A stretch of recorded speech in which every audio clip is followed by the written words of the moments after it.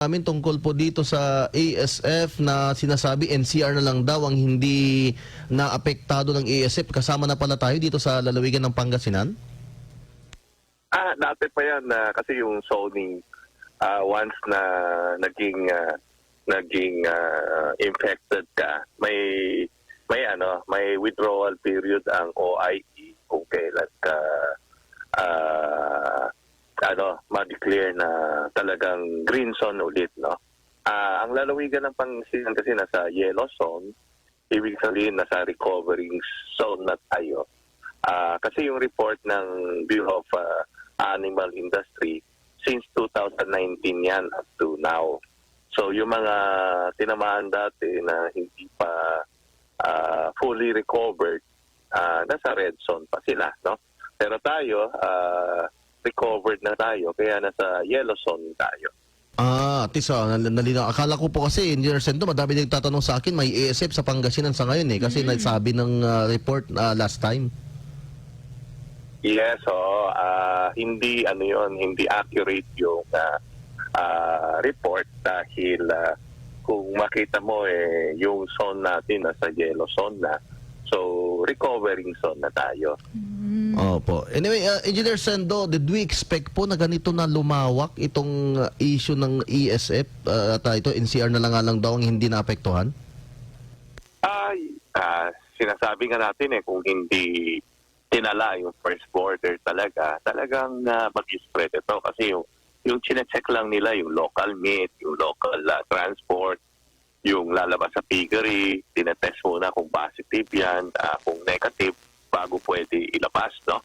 Pero ang problema, yung imported na dumadating, walang testing from start up to now. So, kung makita mo, yung pag-spread up to Ilocos is yung frozen meat.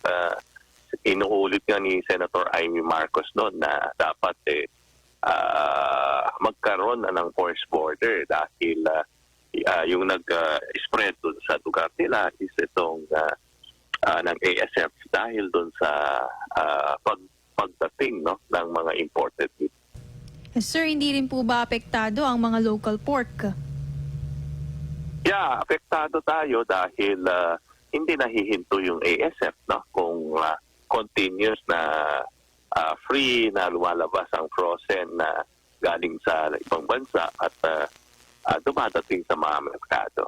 Opo, sa ngayon Sir Sendo, may ugnayan ba o ginagawang coordination po sa inyo at ilang pa mga sinasabi, iba kasi yung Yes, alam mo yung Pangulo naglaan na ng 3 bilyones, no?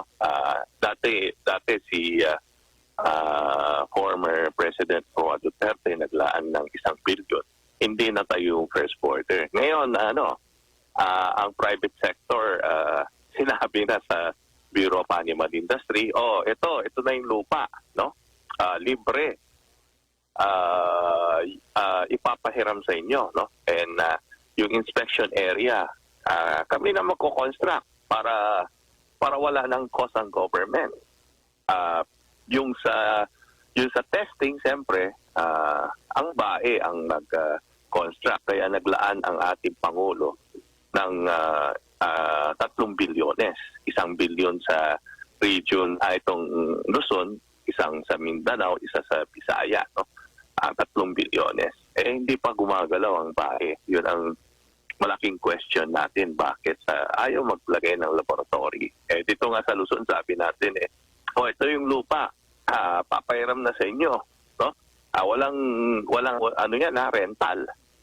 25 years to 50 years. No? Papagamit na lang sa inyo. Up to now, hindi pa gumagalaw ang BAE. Opo. Anyway, Sir Sendo, saan na po located ulit itong first border dito sa atin sa Luzon, supposedly sana? Sa Bulacan, no? Kasi ito is a 5 hectares area, no? Na para hindi ma-congest yung mga vessel na darating, mga kargamento na dumating, pag dumating vessel, ibaba yung kargamento doon. So, dapat may malaking staging area. Kaya, yun, papairam na natin sa ating government. Para at least wala silang masabi na, wala kaming place na malalagay. Sir, gaano naman po katagal ang construction supposedly? Yung construction, kung may go signal ng ating government, doon na talaga, within 6 months tapos yan. Mabilis lang pala. Anyway, sir, natanong na ba ang BAE, Bureau of Animal Industry, bakit ayaw nilang gumalaw pa dito? Hindi namin maintindihan may go signal ng ating Pangulo. Yung custom, ready na rin. Ang Bureau of Land Industry, kausap natin ang Bureau of Land Industry, tsaka ang fishery, go na rin sila. Ang BAE lang ang talagang naghaharang, no? Siguro, alam mo naman, malaking kita yung frozen meat na dumadating dito sa ating bansa. O kasi kumbaga sa layman's term, Sir Sendo, Engineer Sendo, is spoon feed na yan di ba? Pang spoon feeding na, kung may lupa, may pondo, di ba? Ayaw lang tumayo, ayaw pang gumalaw. Yes. Yun ang hindi namin maintindihan, no? So, dapat talaga malaman bakit ayaw sila gumalaw. Opo. Sir, last tanong ko tungkol dito sa ASF bago ko lumipat sa bigas. Sa ngayon po, kumusta po ba ang nakikita niyong sitwasyon po ng ASF in general po sa Pilipinas? Dito sa ating bansa, of course, kung titingnan natin, tuloy-tuloy pa rin ang outbreak, pati bird flu. Hindi natin mahinto yan pagka hindi ma-establish yung first border. Oh, so tayo po depende sa first border, no? Parang yun yung magiging batayan po natin. Sana gumalaw sila kasi within 6 months, so ibig sabihin na before end ng year, kung gumalaw sila this time, matatapos po yung first border, Sendo. Yes, oo. Yun ang ano natin. Opo. Sir, few questions lang tungkol dito sa bigas kasi ito nga po, last nag-interview tayo, expected sana kaso biglang nagpahayag ang DA na tataas ang presyo ng bigas at baka magkulang. Ano po bang sitwasyon ng bigas sa Pilipinas ngayon? Yeah, yung presyo ng bigas ang tingin natin is dahil yung pagtanim last season medyo mataas, so yung harvest natin ngayon mataas, pero ang expected na bababa by August kasi yung fertilizer from 2,500 bumaba na ng 1,200, no? So yung cost of production bumaba.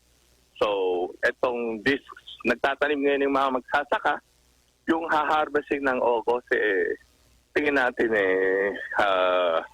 bababa na yung presyo, and yung puhunan naman ng farmers bababa na, so yung pagbili ng palay medyo mas maganda na, mas mababa, so yung expected na rice mas mababa na presyo. Sir, kakailanganin po ba ng dagdag na import sa bigas? Yeah, yung import nag-withdraw ng NFA to import, no? So malaking positive sign yan. And ang import naman hindi natin pinapigilan yung pagpasok, no? Pero ayun, sinasabi natin pagkaani ng mga magsasaka dapat magpasok para at least hindi maapektuhan yung price ng palay. Opo. Anyway, Sir Sendo, salamat po sa inyo pong panahon at kami pinaliwanagan, lalo po sa usapin ng ASF dito sa lalawigan ng Pangasinan. Kapag gusto kayo sabihin po sa mga kababayan po natin, Sir Sendo. Yes, of course, alam naman natin yung world market price, hindi lang sa ating bansa tumaas ang presyo, no?